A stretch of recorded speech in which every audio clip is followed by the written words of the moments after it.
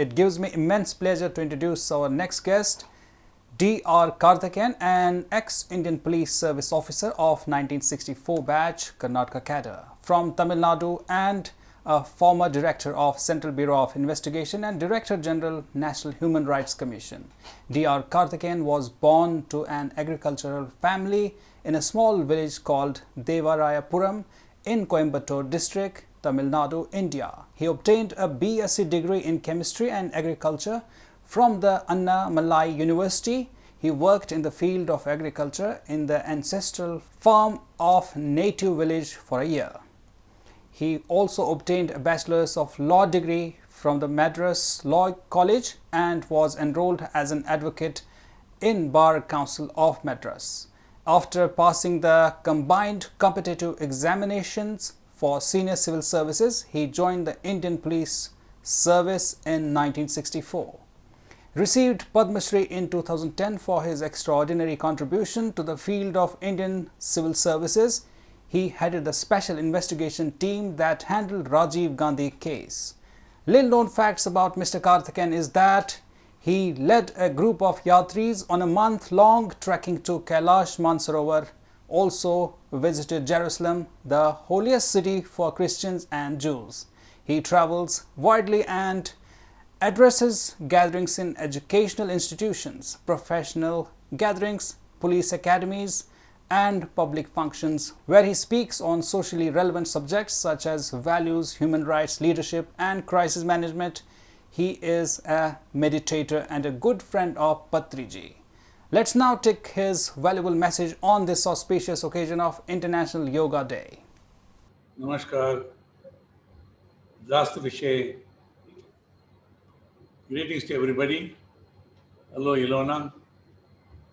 Pradeep, meeting all the great yoga enthusiasts, meditators in the presence of Brahmarishi Patriji. When I heard this, some of the Russian words I still remember. Vladimir, Megre, Yulia, Anastasia. My memories go back to my days in Moscow. Business days I used to be in the embassy. At that time, the Russians were so keen on yoga, but they were not allowed.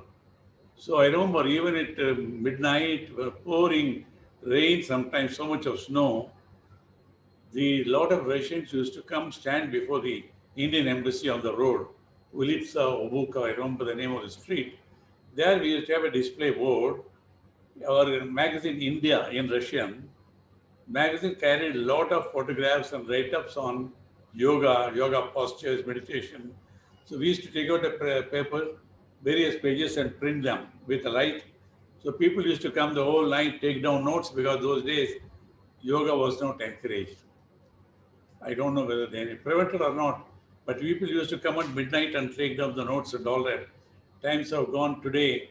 All our spiritual movement organizations have deep roots all over Russia, not only in Moscow. All those, Russian states all over. We got so much of involvement and interest in spirituality and yoga in Russia. For some times it was suppressed, but now every spiritual organization I know of, they go so often, all the masters go to Russia, all over they want to learn. It's happening in China also now. So also in United Arab Republic. Because it belongs to the whole world. What yoga says is your health of the body, mind, and spirit is within you. You make your own heaven or hell. You are a master of your own. So people have understood that. This is not the seventh year, Swamiji. I remember 19 years back I attended the first International Day of Yoga celebrations in Lisbon, Portugal. 2002, I had attended that program. There is a Portugal master called Amrita Suryananda. He mastered yoga, Vedas and all that. He invited telling this has to be celebrated all over the world.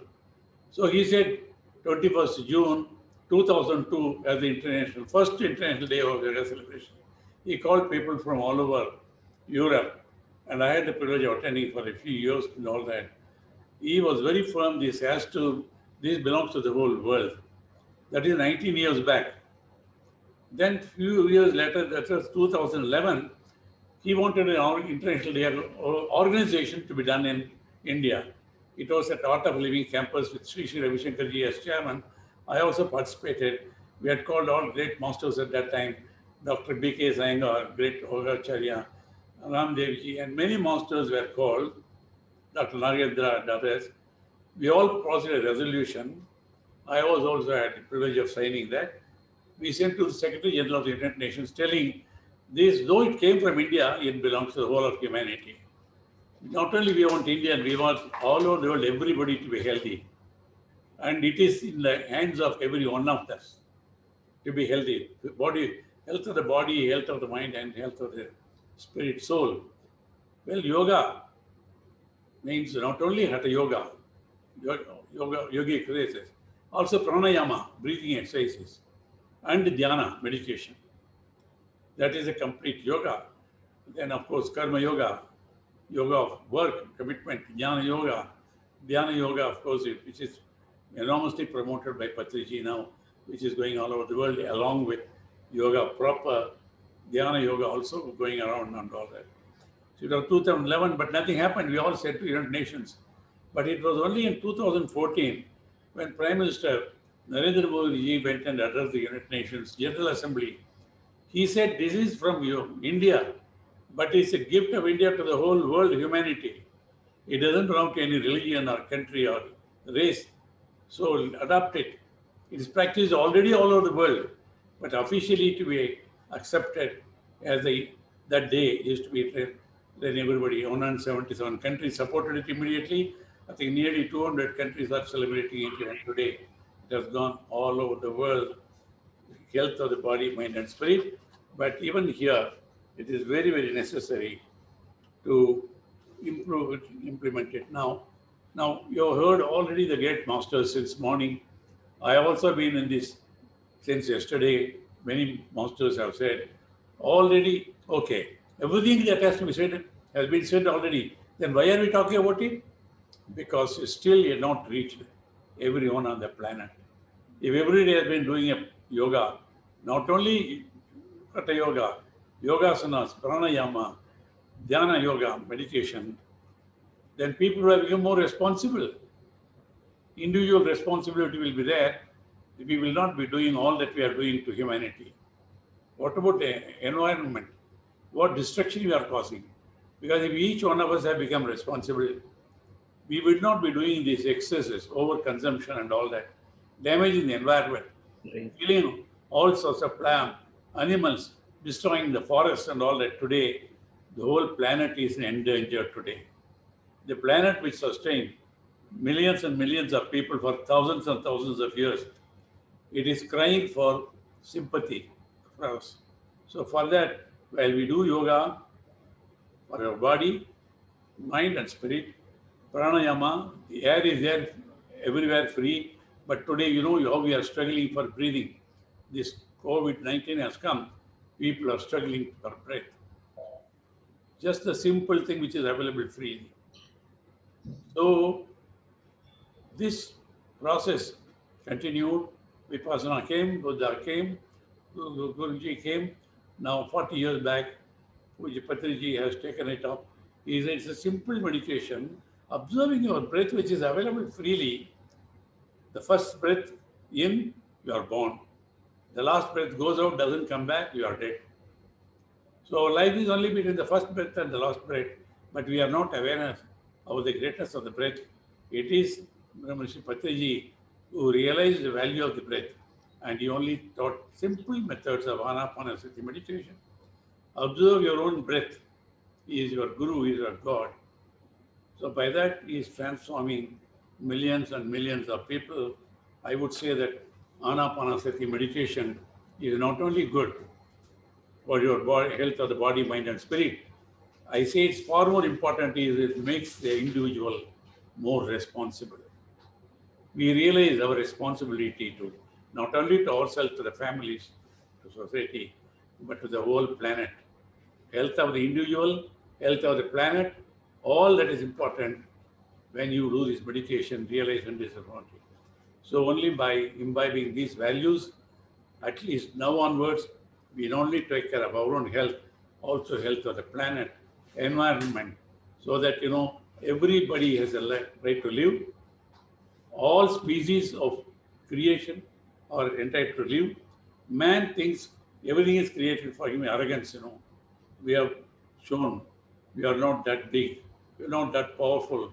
Your science, technology, all that doesn't help you. You are struggling even to breathe. That's a warning.